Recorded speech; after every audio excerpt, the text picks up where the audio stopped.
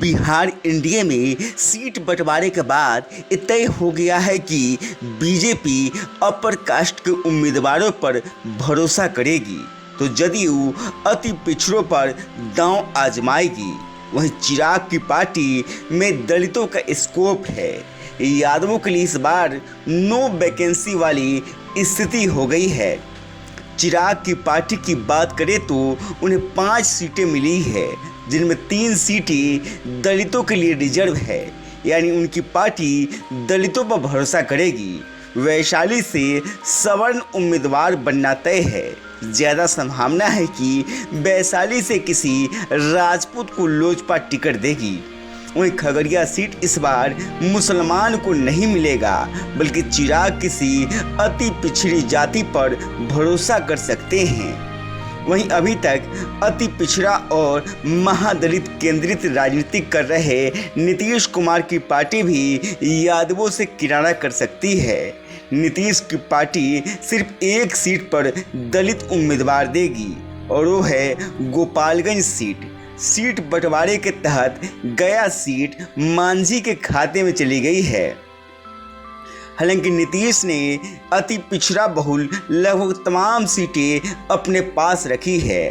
पूरा सीमांचल और अंग इलाके की सीटें जेडीयू के पास है। जातीय गणित में जेडीयू ने राजपूत जाति के लिए शिवहर और ब्राह्मण के लिए सीतामढ़ी सीट फिक्स कर लिया है। ऐसे में सिवान से राजपूत जाति की कविता सिंह को फिर टिकट नीतीश देंगे या कोई नया प्रयोग करेंगे, इस सवाल बना हुआ है। वहीं बीजेपी शिवहर से वैश्य का टिकट काट चुकी है। ऐसे में मोतिहारी सीट से बीजेपी वैश्य उम्मीदवार दे सकती है। प्रमोद कुमार का नाम रेस में है। नीतीश अति पिछड़ी जाति से भागलपुर, कटिहार, सुपौल, जहानाबाद, झंझारपुर में अपने उम्मीदवार लड़ाएंगे। कुर्मी नालंदा से और कुशवाहा जाति से वाल्मीकि नगर और पूर्णिया में उम्मीदवार होगा। मुंगेर में भूमिहार तय है। किशनगंज से मुसलमान उम्मीदवार होगा। वहीं बीजेपी के पास भी प्रयोग का ज़्यादा स्कोप कास्ट के लेवल पर नहीं दिख रहा है। कैंडिडेट भले ही कुछ इधर से उधर हो जाए या बदल जाए, जैसे बक्सर में अगर अश्विनी कुमार चौबे का टिकट कटता है तो कोई दूसरा ब्राह्मण उम्मीदवार ही होगा। इसके अलावा नवादा और बेगूसराय में कोई भूमिहार ही लड़ेगा। मुजफ्फरपुर में अजय निषाद का टिकट भी फिक्स है।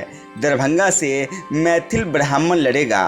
औरंगाबाद और आरा से राजपूत ही लड़ेगा। सारण और महाराजगंज से लड़ेगा राजपूत ही। हालांकि वहां से उम्मीदवार बदले जाने की संभावना है। पटना साहिब से भी कास्ट उम्मीदवार तय है। अररिया से अति पिछड़ा और सासाराम में दलित। सासाराम में भी उम्मीदवार बदले जाने की संभावना है। वहीं फिलहाल पाटलिपुत्र से रामकृपाल यादव को लेकर 50-50% का चांस है, यानी इस बार भी कमोबेश 2019 की तरह ही जाति लेवल पर टिकट बटेगा। यानी जातीय गणना का टिकट वितरण पर कोई खास प्रभाव एनडीए में पड़ता नहीं दिख रहा है। हालांकि इसके उलट यादव और मुसलमानों पर भरोसा कर सकते हैं।